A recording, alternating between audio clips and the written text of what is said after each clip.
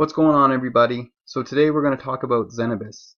Zenabis is trying to become the largest licensed producer of medical and recreational cannabis in the world. They are a very interesting play, and they are going to be my stock pick of the week. So I'm going to dig into this company, but first I just want to give a quick side note and talk about some of the other companies, or I should say some of the other picks that I've made, and why I just want to give a quick disclaimer to let people know that, I'm not giving you these picks for you to just go invest in them tomorrow. I'm getting you these picks so you can keep them on your watch list, so you can be aware that these companies exist and understand their potential and why I think they will be successful. But they're not, picks that you should go invest in tomorrow. That's always been, why I've been so careful to give people information, because it's like, I'm hyping the stock doesn't mean that you should go buy it tomorrow. I don't own all of the stocks I talk about. I just do a lot of research in these companies. I write articles, and I think that a lot of these companies have potential, and there's really interesting caveats to why they're going to be successful. But don't just invest because I say this company looks good. You need to be aware, or so I should say, don't just invest at that moment, or because I say so. Do your own research, be your own smart investor, and understand the market and understand where you should be planning your entries and where you should be planning your exits. And this is why I'm showing you this chart, because it's a perfect example of where you should plan your entries and exits. Just look at the 52-week high and low. So the 52-week low is where we are now, 157. The 52-week high is close to $7. So just do the math, right? Get in at 157, sell at say $2, sell at 250. That's how you play. And then when it drops down to 2, you buy again and you sell at 3. This is how investing works. So don't be mad if I tell you a stock and you buy in at $2 and it drops down to 150. It's something you need to understand, that stocks do this. This is how big money gets in. They wait for a big dip in the stock. If it goes up to $2 and you have no buyers for say a month, it's going to go down.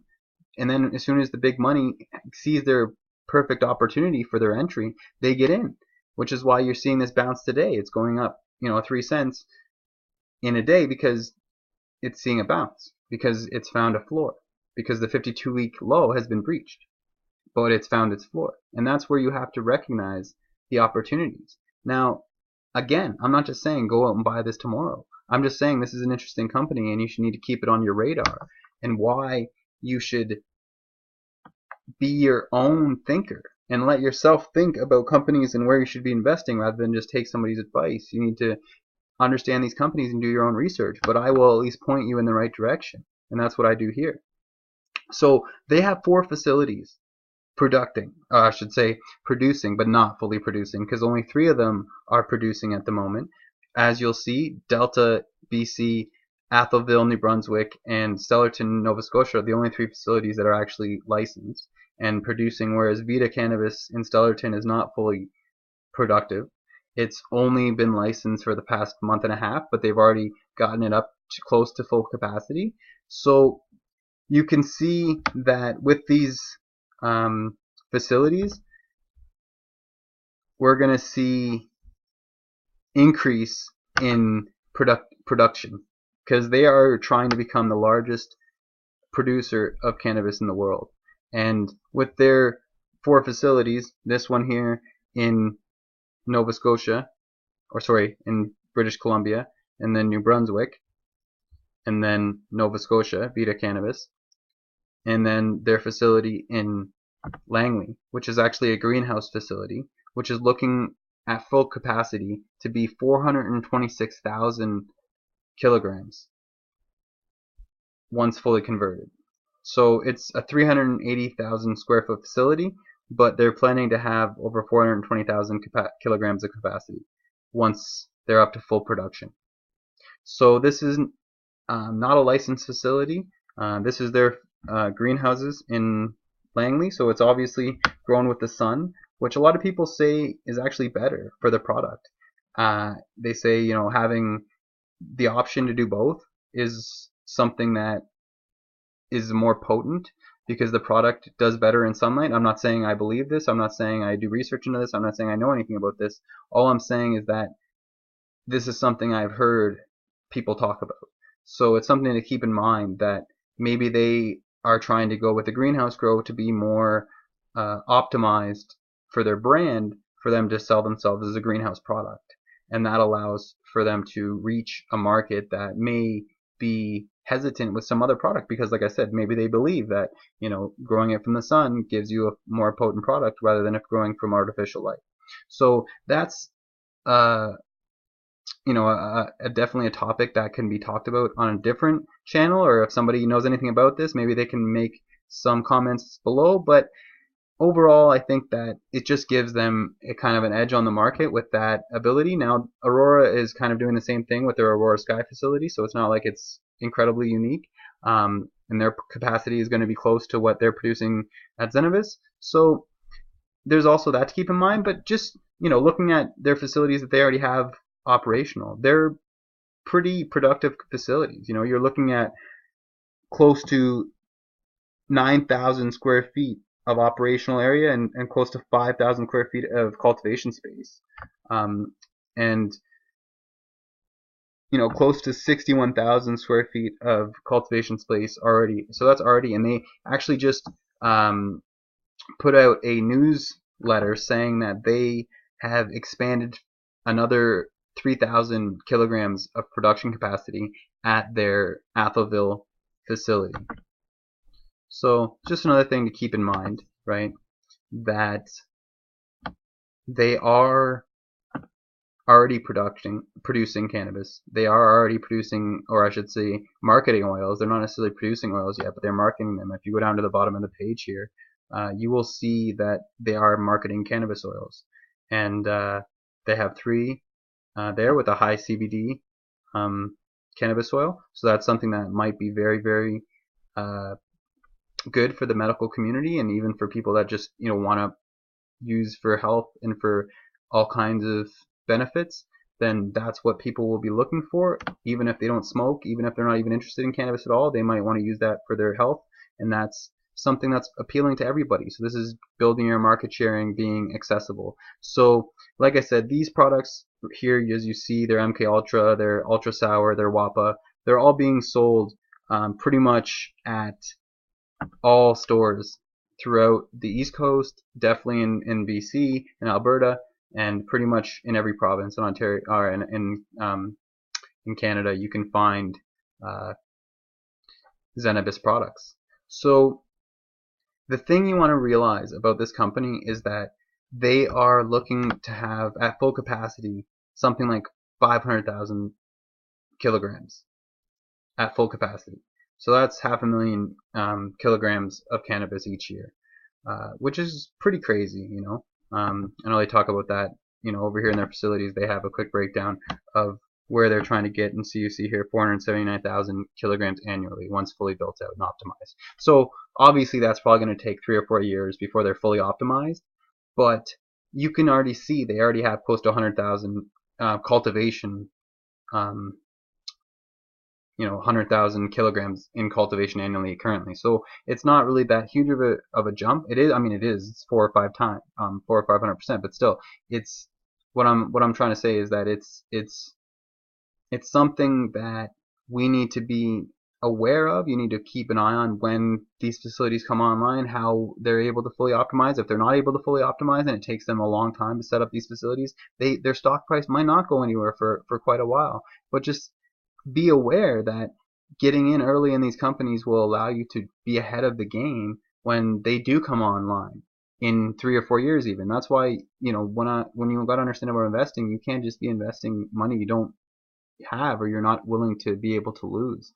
And that's one thing that I think a lot of people bring their emotions into investing, and they try to get, themselves out of it. But your emotions are always going to play a role, and you need to try and keep them at bay as best you can, because you definitely don't want to sell a stock when it's in the red just because you're panic selling when it's a good company and you're really just unsure. So you need to be able to keep your emotions at bay and just do your research in these companies before you invest in them, and then you will be able to understand how these companies are going to be successful and why you should invest in them, or why you shouldn't invest in them. And that's why you need to do your own research. But this is simply just me pointing you in the right direction, as I said before. So this is one interesting caveat as well with this company is they are partnering with First Nations, um, so that they're creating mutually beneficial relationships and local job opportunities for Indigenous communities. And they've invested 1 million in Zenabis. The Songhe Nation in British Columbia has invested 1 million. The Millbrook First Nations invested 5 million, and they plan to build 3 franchise dispensaries on Millbrook owned lands in the Halifax area. So they're setting up dispensaries on reserve land, giving jobs to Indigenous communities.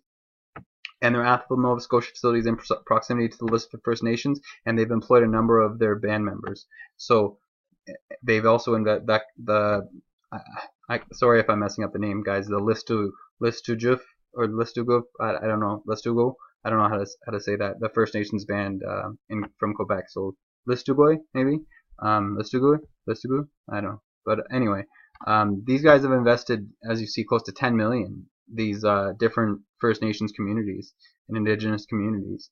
And from the public sector, you see the government of Nova Scotia, or sorry, the government of New Brunswick has invested and provided them with a $4 million loan, and they're also opening up a training or providing training at the New Brunswick Community College. So they are becoming very, very entrenched in the New Brunswick community, and they're also branching out to enable their brand to become diversified and enable themselves to be embedded within not only the medical and recreational communities, but also the educational communities and the research communities and the scientific communities, which is a great thing.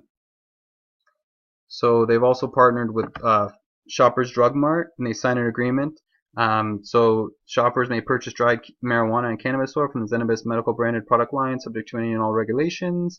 Zenabis branded medical cannabis products will be sold online at Shoppers Drug Mart. So they are already partnered with Shoppers Drug Mart, one of the largest pharmacies across Canada, and PharmaSave has also signed a limited offering, I think, with them, or they basically made an agreement that they're going to be partnering together as well. And as they show here, they are partnered with all of these different provinces and liquor distributors and a Cannabis Yukon, Quebec. Yeah. It's weird that they don't have. Oh, they do. Okay, BC. I see BC there. Nova Scotia. Okay. Yeah. So pretty much all of the governments and the provinces that they are currently operational in, they have here as their regional partners and where they're distributing in. So I guess they're not fully distributing in every province, but they're in 8 provinces in 1 territory. So it would obviously be Yukon would be the territory. So they're still not in the territories. They're slacking a little bit. But anyway, just to kind of wrap this up real quick, they're also planning a ton of other things like infused drinks. I know when I was looking at one of their news releases, they were talking about how they're trying to put out a cannabis infused drink. So they have a jalapeno ginger lemonade with a high limonene strain infused. So they're trying to market CBD and all of these other products like infused drinks, infused energy drinks, cannabis drinks, finding whatever way, probably edibles very soon, and they're obviously in the CBD oil market, as I showed before, or the THC oil market. They're trying to diversify their product line, and they're bringing to you the ability to buy whatever kind of products you want from them, and to be able to see their brand in so many different areas, whether it be the oil or the training facilities in New Brunswick, or whether it be in their communities and in the Indigenous communities, whether they're partnerships with the Indigenous communities. All of these different partnerships and branding and marketing and trying to reach all of these different market shares and peers and customers will enable them to grow their market share, which is why I wanted to talk about these companies and why I wanted to point also to their stock share, which is obviously, like I said, at $1.57. So do what you want, invest the best you can. Be smart with your investments. Have a good day, guys.